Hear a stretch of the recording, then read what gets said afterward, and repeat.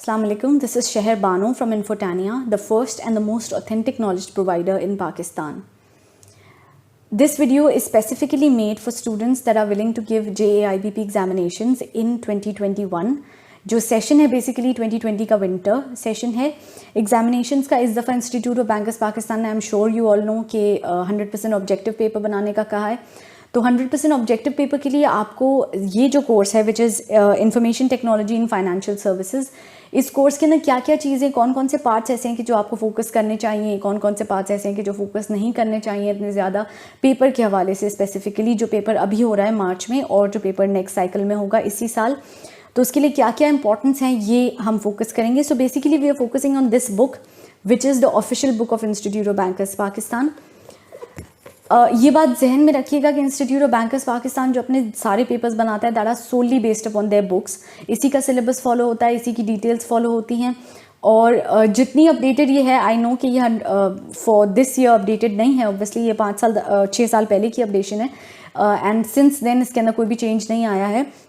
But still this book is that the one that you should be following.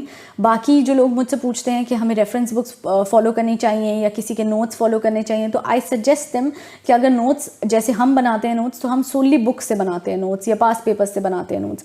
Reference books को अगर आप लोग ना उठाएं तो वो ज़्यादा बेहतर होगा. कोई कॉन्सेप्ट समझने के लिए उठा रहे हैं तो दैट इज़ समथिंग एल्स, लेकिन solely focusing on a reference book कि वो ज़्यादा अच्छी इन्फॉर्मेशन, ज़्यादा डिटेल इन्फॉर्मेशन दे रही है, तो that is not required. Basically book यही वाली फॉलो होती है पेपर बनने के लिए और इसी के आंसर्स जो हैं वो ज़्यादा ऑथेंटिक कंसिडर किए जाते हैं, ज़्यादा एक्यूरेट कंसिडर किए जाते हैं. So when you open the book and you come to the table of contents, ये बुक बेसिकली 10 पार्ट्स के अंदर डिवाइडेड है.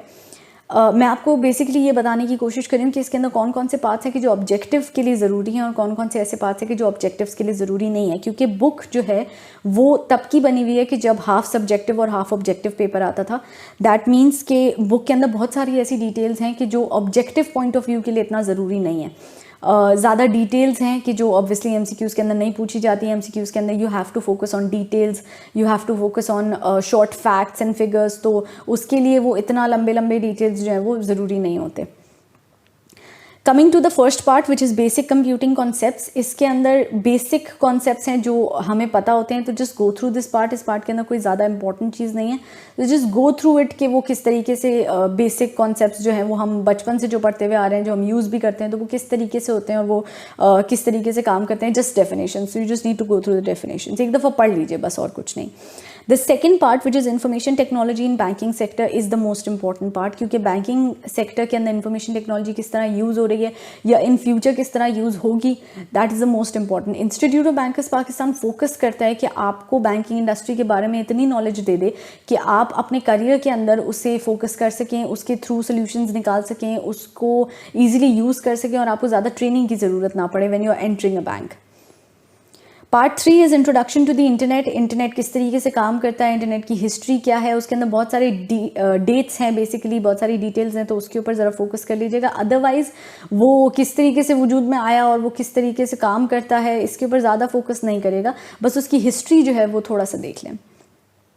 उसके बाद introduction to networking. Networking channels किस तरीके से चलते हैं, नेटवर्किंग बेसिकली होती क्या है, हम नेटवर्किंग का किस तरीके से फ़ायदा उठा सकते हैं. Again it is a theoretical based part, लेकिन इसके ऊपर थोड़ा सा फोकस कीजिएगा. आपको पता होना चाहिए कि टोपोलॉजीज़ किस तरीके से होती हैं, बाकी जो है वो हब्स और स्विचेस किस तरीके से यूज़ होते हैं, कनेक्शंस किस टाइप्स के होते हैं, just the names and their working कि वो किस तरीके से काम करते हैं. उसके अलावा coming to part 5 which is technology based distribution channels या networks in financial industry. Obviously financial industry से रिलेटेड जितने भी पार्ट्स हैं वो ज़्यादा इंपॉर्टेंट हैं. जो भी ऐसे पार्ट्स हैं कि जो बैंकिंग इंडस्ट्री को सोली फोकस कर रहे हैं कि बैंकिंग इंडस्ट्री किस तरीके से काम करती है या इंफॉर्मेशन टेक्नोलॉजी और बैंकिंग इंडस्ट्री के बीच का रिलेशनशिप किस तरीके से डेवलप हुआ और किस तरीके से IT आपको एज अ सोल्यूशन प्रोवाइड करी है and it's easing your work. तो ये चीज़ें काफ़ी, ये वाले पार्ट्स जिनके अंदर इंफॉर्मेशन टेक्नोलॉजी का रिलेशनशिप फाइनेंशियल सेक्टर से या बैंकिंग इंडस्ट्री से बताया जा रहा होता है, those parts are really important. Coming to part 6 which is emerging technology trends in financial sector. इस पार्ट के अंदर बेसिकली वही ट्रेंड्स है कि जो हम अभी यूज़ कर रहे हैं इन आर डेली लाइफ। तो इन पार्ट्स के बारे में आपको सिर्फ इतनी इन्फॉर्मेशन होनी ज़रूरी है कि वो क्या करते हैं और क्या होते हैं। बेसिकली हम ऑलरेडी उन चीज़ों को यूज़ कर रहे होते हैं, सो जस्ट रीड इट। बाकी उसको कुछ ऐसा याद करने की ज़रूरत नहीं है, लेकिन इसमें से MCQ ज़रूर बनते हैं, क्योंकि बेसिकली जो ट्रेंड्स हम अभी यूज़ करें that will be the trends जो मॉडिफाई होकर हम फ्यूचर में भी यूज़ करेंगे, तो उनके बारे में इन्फॉर्मेशन होनी बहुत ज़रूरी है। Coming to part 7 which is IT policy in financial institutions.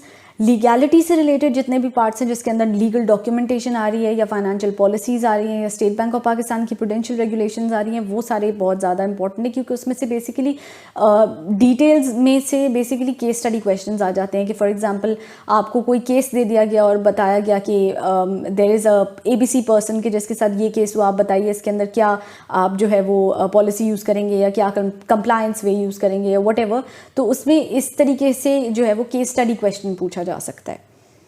Coming to part 8 which is IT vendor services. इसके अंदर सिर्फ आउटसोर्सिंग से रिलेटेड इन्फॉर्मेशन है, तो वो देख लीजिएगा। बाकी कार्ड से रिलेटेड इन्फॉर्मेशन है, पेमेंट कार्ड से, बस वो तो just go through this chapter is also not very important. Coming to part 9 and part 10। Part 9 is IT security and risk mitigation. इसके अंदर अगेन पॉलिसीज़ हैं, so you just need to go through it कि किस तरीके से आप जो है वो यूज़ कर रहे होते हैं इन पॉलिसीज़ को while being in a bank, और किन चीज़ों का आपको ख्याल रखना पड़ता है while handling a customer. Now coming to part 10 which is IT laws in Pakistan and regulatory framework. Again it is a legal part कि जिसके अंदर स्टेट बैंक ऑफ पाकिस्तान की रेगुलेशंस और अथॉरिटीज़ और कौन कौन सी चीज़ें स्टेट बैंक ऑफ पाकिस्तान की रेगुलेशंस के अंदर मेंशन्ड हैं और किस तरीके से कंप्लायंस करनी चाहिए, एंटी मनी लॉन्ड्रिंग से related and so many other concepts. तो इसके अंदर कॉन्सेप्ट्स जितने आ रहे हैं और जितनी पॉलिसीज़ आ रही हैं उन सबको प्लीज़ एक दफ़ा गो थ्रू कीजिएगा। पॉलिसीज़ याद करने की ज़रूरत नहीं है, लेकिन पॉलिसीज़ बैंक को किस तरीके से इफेक्ट कर रही हैं इस चीज़ को ज़रूर जहन में रखिएगा। That is it for information technology. Stage 1 से रिलेटेड आपको कोई नोट्स चाहिए हो, IT के नोट्स या IT से रिलेटेड कोई भी और इन्फॉर्मेशन या कोई चीज़ समझनी हो, तो you can surely contact us. हम अपना कॉन्टैक्ट नंबर नीचे डिस्क्रिप्शन में लिख रहे हैं, as well as do subscribe to our channel and press the bell icon so that हम स्टेज 1 से रिलेटेड और आगे स्टेज 2 से related and further stage 3 and AIBP से रिलेटेड जब भी हम कोई वीडियोस पोस्ट करें तो आपके पास वो वीडियो ज़रूर आए। और उसके अलावा अगर आपको हमसे कोई सवाल पूछना है तो you can also contact us on our Facebook page, उसकी लिंक भी हम डिस्क्रिप्शन में डाल देंगे, एज वेल एज आप हमें यूट्यूब के कमेंट्स के थ्रू भी रीच कर सकते हैं। We go through each and every comment and we try to answer each and every one of you. Thank you so much and best of luck for your exams.